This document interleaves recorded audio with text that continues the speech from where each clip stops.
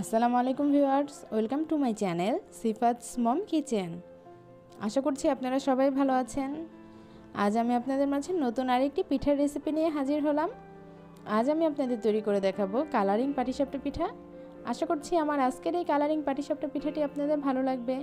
ভালো লাগলে অবশ্যই চ্যানেলটি সাবস্ক্রাইব করে পাশে থেকে বেল বাটনটি ক্লিক করে দিবেন, যাতে করে আমি যখনই কোনো ভিডিও ছাড়বো সাথে সাথে নোটিফিকেশনটি আপনাদের কাছে চলে যাবে। চলুন তাহলে। এখানে আমি 2 কাপ শুকনো চালের গুঁড়া নিয়েছি। চালের গুঁড়াটাকে আমি আবার ব্লেন্ডার করে নিয়েছি কিছুটা পানি দিয়ে। দেখতেই পাচ্ছেন, ব্লেন্ডার করে নিলে পাটিসাপটা পিঠাটা যে ভেঙে যায় সেটা আর ভাঙবে না, সেই কারণে আবার ব্লেন্ডার করে নেওয়া। এখানে মেজারমেন্ট কাপের 1.5 কাপ চিনি দিয়ে এটাকে আমি ভালো মতো ফিটিয়ে নিয়েছি। এখন এর মধ্যে অ্যাড করে দিচ্ছি কিছুটা লবণ। এই লবণটা চিনির ব্যালেন্সটা ঠিক রাখবে, সে কারণে। আর এই পিঠার বেটারটা কিন্তু খুব ভালো মতো ফেটিয়ে নিতে হবে। যত ভালো মতো ফেটাবেন ততই কিন্তু পিঠাটা ভালো হবে। এভাবে কিন্তু অনেকক্ষণ ফেটাবেন। প্রায় অনেকক্ষণ ফেটানোর পরে আমি এখন যেহেতু কালারিং পাটিসাপটা তৈরি করব, এখান থেকে 1.5 চামচ করে আমি বেটার 2টা বাটিতে ঢেলে নিচ্ছি। আমি 2 কালারের পিঠা বানাবো, সেই কারণে। আর আপনারা যে কোনো কালার দিয়ে পিঠাটা তৈরি করতে পারেন। আমি গ্রিন কালার অ্যাড করে দিয়েছি 1/4 টিস্পুন, আর একটা হচ্ছে রেড কালার দিব। আপনারা যে কোনো কালার দিয়ে এই পিঠাটা তৈরি করতে পারবেন। আর আমার এই পাটিসাপটা পিঠাটা কিন্তু সেম গুড়ের পাটিসাপটাটা ঠিক যেভাবে তৈরি করবেন সেভাবেই আমি এই পাটিসাপটাটা তৈরি করছি। জাস্ট এটা চিনি দিয়ে তৈরি করছি। এখন ওইটা এক সাইড করে রেখে দিচ্ছি বেটারগুলোকে। আর এখানে আমি 1.5 লিটার দুধ নিয়ে নিয়েছি। এটা আমি খিরসা তৈরি করব। দুধটা কিছুটা ঘন হয়ে আসলে সে পর্যায়ে আমি এখানে অ্যাড করে দিব গুড়। মেজারমেন্ট কাপের 1.5 কাপ গুড় এখানে আমি অ্যাড করে দিচ্ছি। আপনারা চাইলে এখানে গুড়ের পরিবর্তে চিনিও অ্যাড করতে পারেন। আমার কাছে গুড়ের খিরসাটাই অনেক ভালো লাগে, সে কারণে আমি গুড়টাই অ্যাড করছি। বেশ কিছুক্ষণ নেড়ে চেড়ে নিচ্ছি। দুধটা আরও ঘন হওয়া পর্যন্ত অপেক্ষা করছি। দুধটা যখন আরেকটু ঘন হয়ে আসবে সে পর্যায়ে এখানে আমি অ্যাড করে দেব চালের গুঁড়া। এখানে আমি 2 চামচ চালের গুঁড়া নিয়েছি, আর এর মধ্যে একটু দুধ দিয়েই আমি চালের গুঁড়াটা এর মধ্যে অ্যাড করে দিচ্ছি। চালের গুঁড়াটা দিয়ে কিন্তু নেড়ে চেড়ে নিতে হবে, তা না হলে নিচে জমাট বেঁধে যাবে। গুড়ের ব্যালেন্সটা ঠিক রাখার জন্য এর মধ্যে আমি 1 চিমটি লবণ অ্যাড করে দিচ্ছি। আর যাতে করে খিরসার টেস্টটা আরও বেশি বেড়ে যায়, সেই কারণেই আমি লবণটা অ্যাড করেছি। এর মধ্যে আমি 2 চামচ সুজি দিয়ে দিয়েছি। আর এই সুজিটা কিন্তু আমি ভাজিনি, নর্মাল সুজি। এর মধ্যে কিছুটা দুধ দিয়ে আমি সুজিটা দিয়ে দিয়েছি। আর সুজিটা দেওয়ার পরে কিন্তু অবশ্যই নেড়ে চেড়ে নেবেন, তা না হলে কিন্তু নিচে দলা পেকিয়ে যাবে। আর খিরসা বানাতে কিন্তু আপনার নাড়তেই হবে। আপনি যত ভালো মতো নাড়বেন খিরসা কিন্তু নিচে লাগবে না, সে কারণে আপনার খিরসাটা তৈরি করতে গেলে অবশ্যই নেড়ে চেড়ে খিরসাটা তৈরি করতে হবে। আপনি কিন্তু এক্ষেত্রে নাড়া বন্ধ করতে পারবেন না। খিরসাটা যখন ঘন হয়ে আসবে সে পর্যায়ে একটা বাটিতে আমি খিরসাটাকে নামিয়ে ফেলছি। দেখতেই পাচ্ছেন আমার খিরসাটা ঘন হয়ে এসেছে, আমি এটা নামিয়ে ফেললাম। আমি চুলায় একটা প্যান বসিয়ে দিয়েছি। এর মধ্যে কিছুটা সরিষার তেল দিয়ে ব্রাশ করে নিচ্ছি।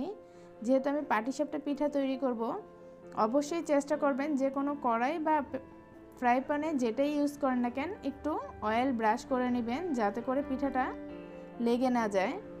এখন আমি এর মধ্যে রেড কালারটা দিয়ে দিচ্ছি। 1/4 টিস্পুনের একটু একটু করেই আমি রেড কালারটা অ্যাড করে দিচ্ছি। এভাবেই আপনারা অ্যাড করে দিবেন। আমি এরকম একটু বড় ছোট একভাবে দিয়ে দিয়েছি। আমি 30 সেকেন্ড ঢাকনা দেওয়ার পরে আবার ফিরে আসলাম। 30 সেকেন্ডই রাখবেন, তার চেয়ে বেশি এটা রাখার দরকার নেই।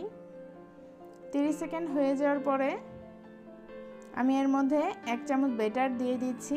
বেটারটা দিয়ে দেওয়ার পর একটু ঘুরিয়ে নিয়েছি, ঢাকনা দিয়ে দিলাম।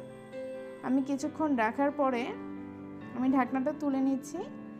এখন এর মধ্যে আমি খিরসাটা দিয়ে দিচ্ছি।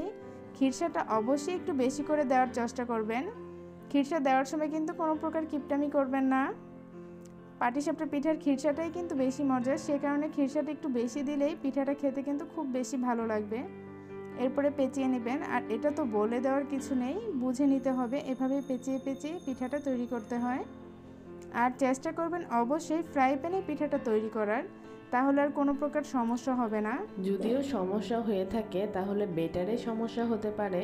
যখন আপনার বেটারে সমস্যা হবে তখন আপনি বেটারের মধ্যে 1 চামচ ঘি দিয়ে ভালো মতো ফেটিয়ে নেবেন।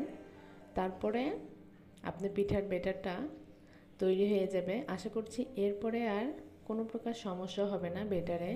এখন 1 চামচ বেটার দিয়ে দিচ্ছি। এভাবেই বেটারটা দিয়ে দিবেন, ঘুরিয়ে দিবেন একটু। আর বেটারটা একটু পাতলা করার চেষ্টা করুন, ভারী করলে কিন্তু পিঠাটাও ভারী হবে, তাহলে খেতে কিন্তু ভালো লাগবে না।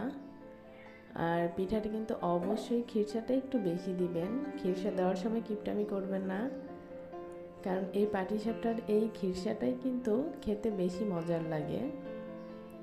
এভাবে পেঁচিয়ে পেঁচিয়ে কালারিং পিঠা তৈরি করে নেব। এভাবেই সবগুলো পিঠা আমি তৈরি করে নেব। আপনাদের সুবিধার্থে আমি 2টা কালারিং পিঠা দেখিয়ে দিলাম। এখন একটা 2টা কালারিং পিঠা মিক্সড করেই আমি আরেকটা পাটিসাপটা পিঠা তৈরি করে নিচ্ছি। আপনারা আপনাদের পছন্দ মতো যে কোনো ডিজাইনে পিঠাটা তৈরি করতে পারেন। আমার কাছে এটা খুব সহজ মনে হলো, সহজটাই আপনাদের সাথে শেয়ার করলাম। এভাবেই দেওয়ার পরে 30 সেকেন্ড আমি ঢাকনা দিয়ে রাখবো। তারপরে বেটারটা দিয়ে একটু ঘুরিয়ে নেব। এখন আমি এটা আরও 30 সেকেন্ড ঢাকনা দিয়ে রাখবো। এ পর্যায়ে কিন্তু আমার চুলার আঁচটা কিন্তু মিডিয়ামে আছে, এটা মাথায় রাখবেন। বেশি জাল দিয়ে কিন্তু পিঠাটা তৈরি করা যাবে না। এভাবে পেঁচিয়ে পেঁচিয়ে নেব। আর প্রতিবারই পিঠা তৈরি করার সময় একটু ব্রাশ করে নেব, তাহলে আর নিচে লেগে যাবে না। এভাবে দুইবার উল্টিয়ে পাল্টিয়ে নিলে পিঠা হয়ে গেল। এই তো খুবই তাড়াতাড়ি তৈরি করে ফেললাম খুব মজার কালারিং পাটিসাপটা পিঠা। আশা করছি আমার আজকের এই কালারিং পাটিসাপটা পিঠাটি আপনাদের ভালো লাগবে। আমার বাচ্চাদের তো এই পিঠাটা অনেক পছন্দের।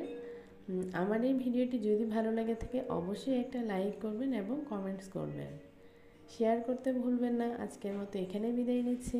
আল্লাহ হাফেজ।